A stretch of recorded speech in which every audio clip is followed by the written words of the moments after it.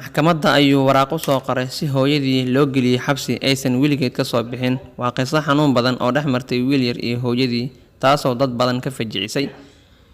Wiil yar oo u dhashay dalka Mareykanka ayaa wuxuu waraaq u soo qoray qaaliga maxkamadda isagoona ka codsanaya in hooyadii la geliyay xabsiga dibna looga soo saarin.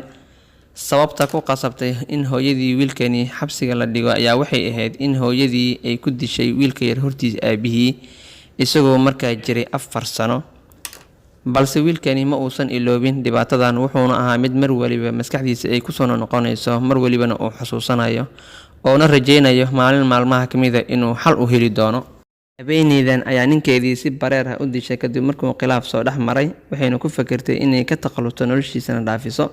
Dilka habeenaydan geysatay ayaa ahaa mid aad u foolxun oo qof caadi ah uusan sameyn karin, wuxuuna ahaa mid ka fajiciyay dadka oo dhan. Balse markuu qofka xanaaqo waxaa la soo darsay shaydaan oo doonaya inuu u horseedo xumaan iyo wax aan wanaagsaneyn sida ay habeenaydan sameysay oo kale. Markii ay habeenaydan ay dishay ninkeedii, waxay ku fikirtay sidii ay ku aasi lahayd, hase yeeshee shaydaan oo marba markay kasii dambaysa keenaya qorshihii hore mid kasii xun, wuxuuna u sheegay in ay jarjarto si aanan loo ogaan dhimashadiisa, raadkiisana loo arkin.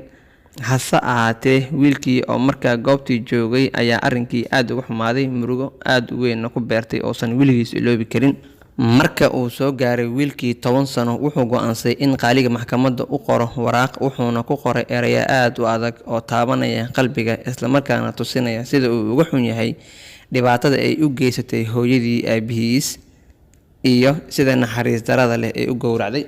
Habeenaydan ayaa waxay dareentay murugo iyo welwel kadib markii waraaq uga timid maxkamadda oo lagu dalbanayo inay si degdeg ah ku timaado maxkamadda si loo xaqiijiyo falkan xanuunka badan ee u geysatay wiilkan yar aabihii. Kadib markii la xaqiijiyay inay falkan geysatay ayaa waxaa lagu xukumay 10 sano oo xarig ah, iyadoona loo sheegay in marka ay soo dhammaysato 10 sano maxkamadda dib loogu celin doono, isla markaana dacwadeeda dib loo furi doono, xukun cusubna lagu qaadi doono. aad iyo aad ayaana u mahadsantahay daawashada muuqaalkan. Haddaad ku cusub tahay channelkeena fadlan subscribe noo saar.